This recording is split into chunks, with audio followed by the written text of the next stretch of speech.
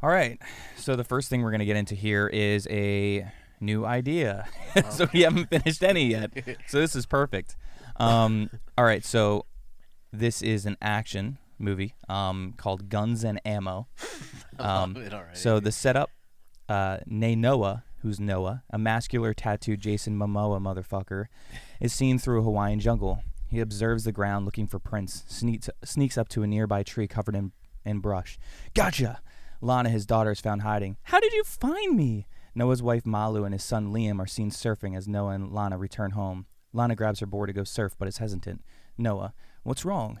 Lana notices Malu and Liam surfing. Liam's really good. I'm not any good at surfing. Why can't I be any better? Noah tells her that if she's having fun doing it, that she should. She will find her purpose, what she's good at and will do forever. You should just go, have fun. You'll find your purpose. Noah begins to work in a shop that is filled with old weapons, tools, makeshift guns, and historic weaponry. He begins to work on one and starts up his forge for blacksmithing. Malu arrives and asks what he's working on. She's drying off from surfing in her wetsuit. She notices he's nervous about the trip they have the next day. They will be going to Honolulu. Noah hasn't been in the city in a long time. They live off the grid and off the land in a small village. The trip is for a gun trade show. Noah's family got him a booth so he could show off his craftsmanship. Play an old war buddy, Mahershala Ali, I'm thinking, with a FaceTime call. His name is Ali in it. Alika is Ali. And they're just talking like, hey, man, don't be nervous. Like, I'm so excited that you're going. Like, this is what you need. I'm so excited. Like, have fun, man. Have fun with the family. Talking to, he's like, I wish you can come. He's like, I want you to just go and just kind of do your thing, man. Like, have fun. You haven't been anywhere. You've just been in this little hut for years. So the catalyst is he struggles to find what going in the city will help him and their family at dinner. His hobbies and skills are useless for what he really wants. He's like, I don't need any of that. What I have is here. It's all good. Noah's not comfortable with big cities anymore. He's like, I'm not good around people. I don't really like that. Lana, his daughter, convinces him, and she's like, Daddy, this is your purpose. Like, this is what you're meant for. Like, you're so good at this. That's the theme, is finding your purpose. They arrive at Honolulu and go to the hotel where the convention is, trade show. Noah gets his table set up as his family goes to check in the room. Noah meets Jacob and Jacob's business partner, Max. Jacob seems to know where he's from. They have this weird connection. It's like Tom Hardy is Jacob. Jacob sponsors the trade show and talks about a new weapon they're working on. His biggest support... let me back up. Jacob owns a large weaponry company and talks to him about getting a job because he's so good at what he does. He's like, I'd love to talk to you more. Malu, Lana, and Liam come to see his table set up. They say bye as they go out to dinner. Jacob sponsors the trade show and talks about the new weapon they are working on. His biggest support is the richest real estate investor in Honolulu named Koa. We see his sign as they come into the city, actually. Yep. His name, Koa, is everywhere. Malu, Lana, and Liam go to a fancy dinner. She texts him a picture of the kids smiling with their dishes like a big lobster or whatever. The waiter tells Malu a great place for dessert. She's like, hey, what do you have for dessert? He's like, I'll be honest. There's like a better place. You guys are tourists. I'm gonna give you the best place. He gives her directions. Time lapse of the trade show. Noah's table is getting a lot of attention. He's having fun. Noah checks his phone for the time. Time's passed so far, and he's just like, oh my God. He starts packing up. Goes back to the hotel room. No one's there. Tries calling her. Nothing. Break into two. Noah realizes he has a missing voicemail. It's 60 seconds long. His wife is calling him to tell him they're going to dessert and will be back a little later than expected. She thinks she hangs up, but she doesn't. Dead noise. He hears rustling and then a man yelling. Someone grabs the phone and hangs up. Noah's skills come into play. You realize he has a past in tracking and killing. Fun and games. Noah looks back at the picture and sees a sign of a place across the street. He goes to investigate. He sees the sign. He knows where the restaurant is. Arriving at the restaurant, he asks for a particular table. He just lies about a condition like, hey, sorry, I need that table. Like, I can't have people walking behind me, and I need to be by a window. Sorry, it's so... And they're like, no, it's okay. We understand. We'll get that done for you. He takes out the phone to see the frame of the image, and it's right at the table he needs to be at. The waiter comes up, takes his order. He has a tattoo of a spider on his wrist as he hands Noah a menu. Noah is outside the restaurant as they close it. He follows the waiter who is acting suspicious. He meets up with the waiter meets up with someone who gives him money and he heads back home. Noah knocks on the waiter's door where he just goes home. The waiter tells him he has the wrong place. Noah knocks again. The waiter answers, but this time he's threatening him with holding a gun. Noah uses a makeshift scythe, puts it through the door, turns it, slides his gun hand against the door, and it's bleeding. And he opens the door for him. His hand is basically half cut by the Sith with the gun in hand, and he just drops it. The waiter gives him the information. He doesn't know where he took him. He's paid to keep quiet or they'll kill him. He has to send them people from the restaurant. He sends them into like this particular alley. Okay. Malu, Lana, and Liam are seen in darkness. They're tied up, mouths and eyes covered. A girl next to Lana managed to get her mouth free. She tells Lana who she is. Her name is Alyssa, and her family were just visiting. She doesn't know what to do. She starts to panic. The bad guys hear her and move her out. Noah arrives at this alley, but it's well lit. It's not like this weird dark alley. The wife's not that stupid to be like, let me take my kids down this alley. She's very smart. So he's like, it's well lit. She wouldn't have put the kids in danger. So this operation isn't something small. Like what actually happened, actually going to change this already. He realizes that they probably drugged them. So he doesn't pick up an empty bottle from the trash. He actually starts stumbling through the alley. He makes himself like look like he passes out. Mm-hmm. Someone goes up to him and says like, grab his wallet. And there's two men standing over him. And he grabs both of them, throws them to the ground. He's like, where are they? He's like, sorry, man. I just Noah body slams the guy. I'm just a delivery guy. I wait here. I get the call. Usually they're passed out or at least close to it. And he's like, show me where you delivered them. Noah arrives at the boatyard where he delivered them, where he tells him. He fights about a dozen guys, like beats the shit out of him. Mm-hmm. He finds his family. Okay. And then his daughter's like, where's Alyssa? We have to go back. Midpoint, they're leaving the city. They're actually just going. And she's like, no, Dad, there's a little girl in there. Mm-hmm. There's still a little girl in there. So it's opposite of Taken, where he finds the wrong girl. He actually finds the right girl. But she's telling him, there's another girl in there. Her dad is scared just like you. You need to help. And he looks at Malu, who nods, and she's like, Dad, this is your purpose. It's your purpose, Dad. And he goes back home to his shop, so it's like, and he's getting serious weapons ready. Yeah. And he rides back in Honolulu, and it's still night. And he calls his old war buddy. He's like, hey, Noah, what's up? He's like, I need a favor. He's like, of course, man. What's going on? Are you okay? Bad guys close in. Noah is seen immediately when he returns. Someone follows him. He returns to the restaurant, gets the same table. The waiter approaches with a sling. He begins to run. Noah is captured while chasing him. He kind of makes himself the Trojan horse. Mm-hmm. He's like, yeah, trap me. That's fine. Like, I need to see where the fuck this goes. He wakes up in a shipyard, but not the same one from earlier. Max from the trade show, which is Jacob's business partner or lackey, approaches him. Dun dun dun. We knew you weren't just some schmuck making like guns in the jungle. Why are you doing this? My family. We let your family go. We gave you mercy. We're cut from the same cloth, you and me. He's like, fuck you. And we're not supposed to know one another after we serve. There aren't many of us. I like that line. Noah breaks loose and kicks ass. He forces Max to tell him where Alyssa is and whoever else I need to save from you scum fucks. Noah gets prepared with his weapons and goes into the city. He arrives at Koa's mansion, the rich realtor. We see his billboard and signs throughout the city, throughout the movie. The armed guards have the weapons from Jacob's company, this new weapon. Noah finds his way through and finds a little girl, but it's not Alyssa. It's another missing child. He confronts Koa to ask where she is. He laughs and says, I don't think she made the cut. Koa is shot between the eyes. Mm-hmm. All is lost. He brings the missing child to a safe location. Dark Night of the Soul, sunrise. We know who it is. Who's at the top? Jacob. He arrives at Jacob's building. Jacob tells him that Jacob's just a pawn. There's no need for this. Guards surround Jacob's office and then enter. I farted through this, so we could definitely make this better if we want to work on this. Jacob makes a phone call. He has men surrounding Noah's home. Noah begins to fight until just Jacob is left. Jacob reminds Noah that they are alike, cut from the same cloth. Why does everyone keep fucking saying that? Noah throws him across the room. Jacob is pinned down. His phone rings. He puts it on speaker. It's Ali, Noah's friend. I don't know who you are, my friend, but you fucked with the wrong guy. Noah, Ali, all that training you thought I would bring my family back to my home for safety. Jacob, no, I knew you would bring a friend. Noah, Ali, get out. An explosion is heard. So he just trapped whoever. He's like, I know that there's more of us and you're friends with them and they're going to come help you and I need to get rid of all of these guys. Yeah.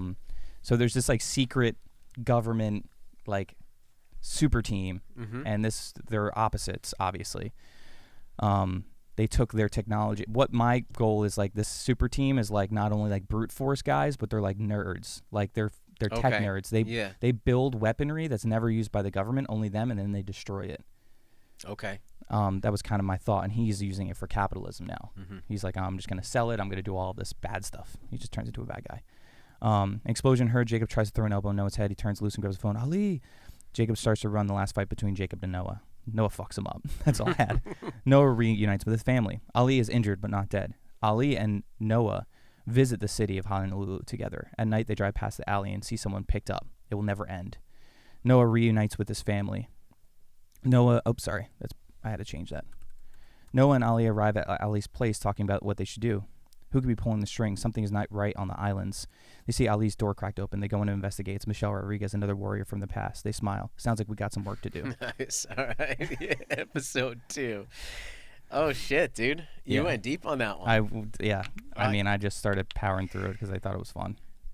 I mean, honestly, there are things that I love about it. I don't think it's like my type of movie, but I could see this movie on Netflix right now. Like, like kind of the John Wick. What I want to like. Yeah. That's exactly it. It's John Wick meets Taken. It's fun, dude. Yes, like it's really fun. How could these weapons really be cool? That's what fight scenes. That's the biggest question I have for it. Is like, I feel like that's the thing that has to be fleshed out for it to take flight, because all these beats are kind of like, I'm fine with it. You know, like I'm like it's the beats are there. All the beats for these movies. I looked at them are just like your one focus. This is your purpose.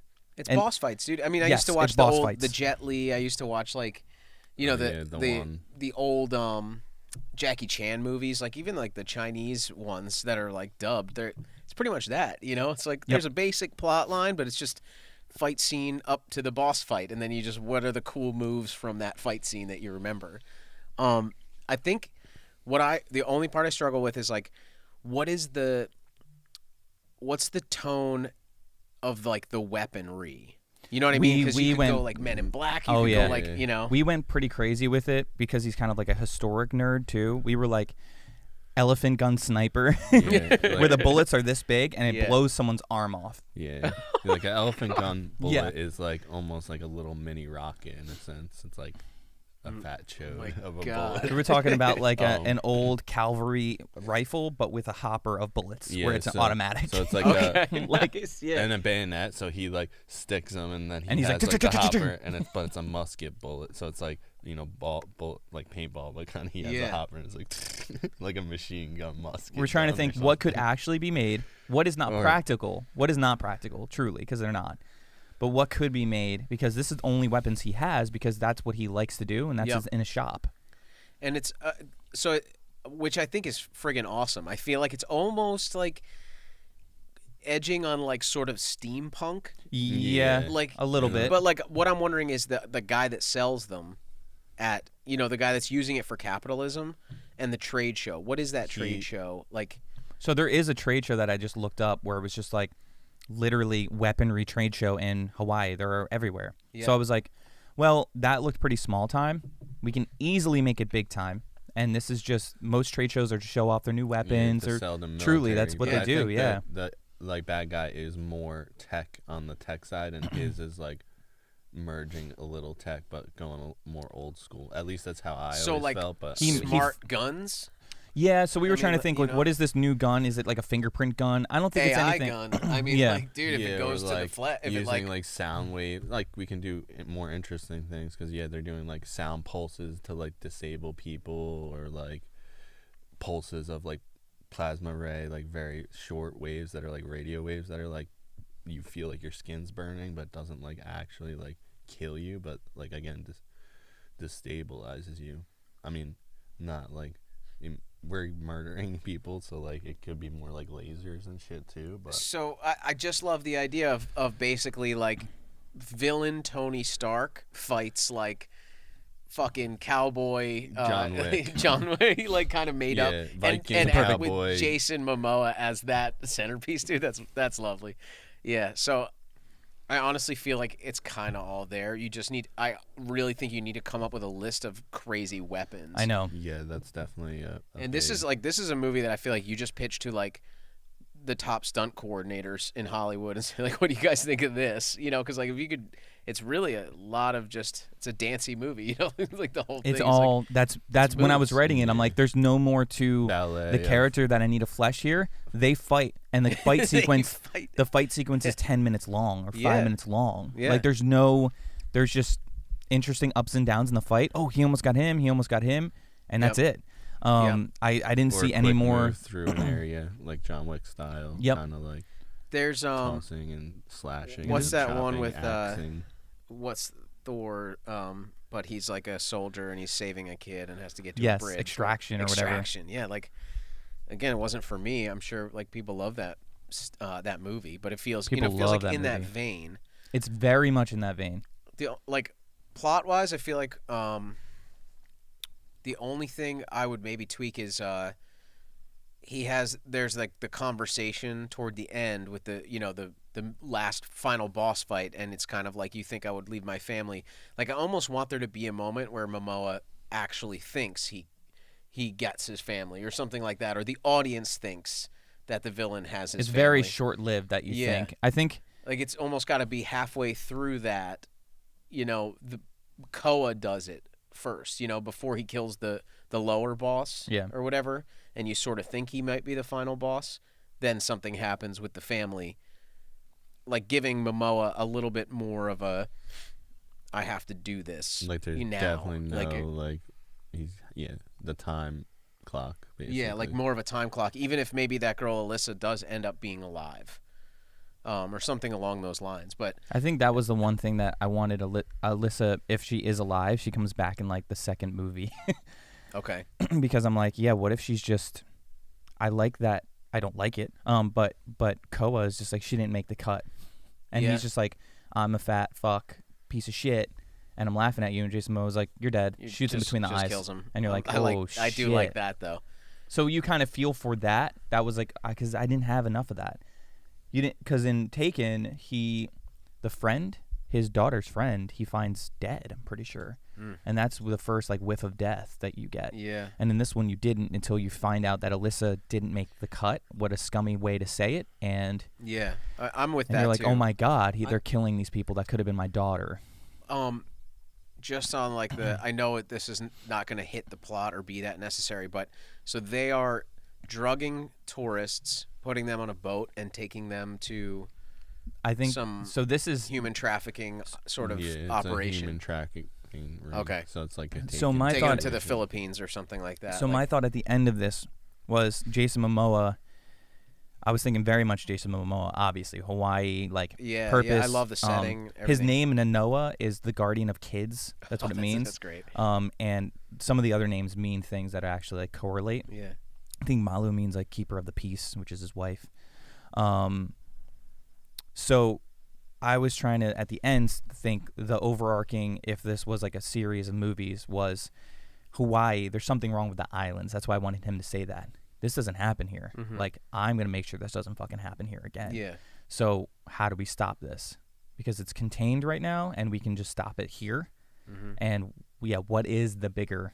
There's a bigger boss. Yep. There is a lot more behind this.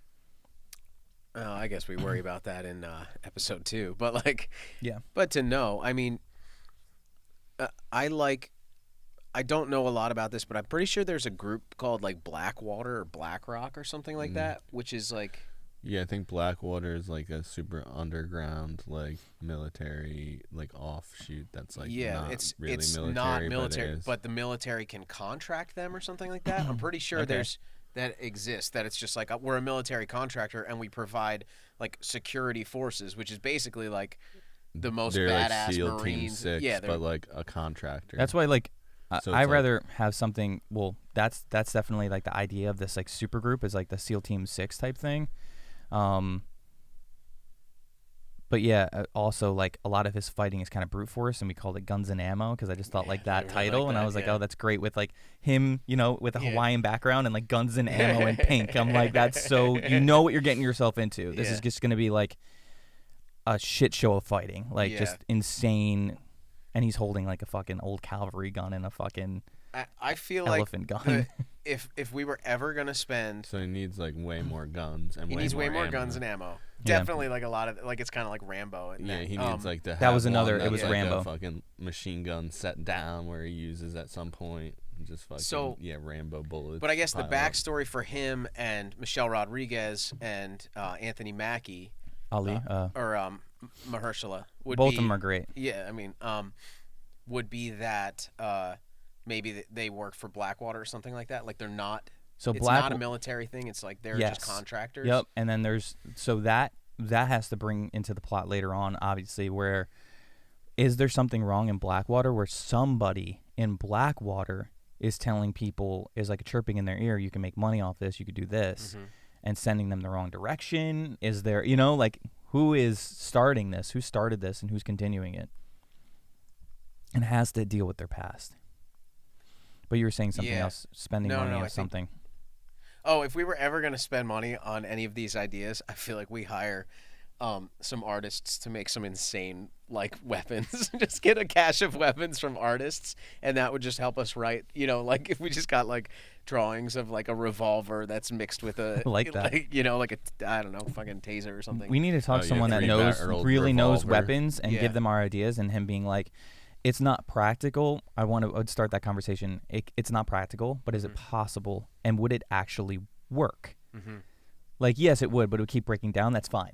Yeah. I just need to know that if Jason Momoa wants to break into a building with a bunch of guys, would he be able to use these weapons to murder them? I really do love, though, like, the image of him, like, greasy hands, like, just in his workshop building a gun. Like, yeah. It's exactly. dumb, but it's so, like, it's cool, fun. Man. It's very movie. Yes. But I almost, it's kind of like you got to find what that tone is, because you got to drive toward it a little more or back off of it if it's like, now it's like just a clam, it's a really clammy thing, Yeah. There's a middle ground, but I'm all for this one, dude. It's fun. It's fun. It's I really like fun. it. It's different than what we have, I thought. I was like, oh, this is cool. This is like a different direction with anything that we're working on, which is fun. I think it's hard to I imagine that it's hard to write fight scenes. Yeah, because we don't know how fight scenes really are written, first off. Yeah, so I would say that's the research here is, like, basically let's find some dope fight scenes from, like, some old Jet Li movies or something. Let's see what some comparables are. I haven't seen the John Wick Chronicles yet. I'm actually excited to watch them. Yeah. I've been kind of holding off, but I'll watch that. But then maybe we take a look at the John Wick script, see, like, how that plays out on the page, because it's I feel like it's so, like, shot. You probably just write it like that, like, I don't know, broken arm, I know. space, double flip, like, how do you visualize something that cool? I think it's like the stunt team has a lot to do with it. Yeah. All right. Well, I'm all for this one, dude. Direction, cool. But I feel like the stunt team probably has a lot more of, like, let's get in this space and throw someone through, like, a door here if that's, like, possible. Well, who knows? I mean, it might be dealer's choice kind of thing, like who's writing it and who's directing it. It might be like that. I feel like Michael Bay movies might be worthwhile taking a look at those scripts. To see how those action sequences specifically are very, very action packed. Yeah, more than Bad Boys and stuff too. Of, but like, they're large what does it runs. look like in the script? So yeah, let's take a look. Let's do some research, and let's hope that Jason Momoa sees this one. Yeah, that'd be great. All right, cool. Let's wrap this episode up.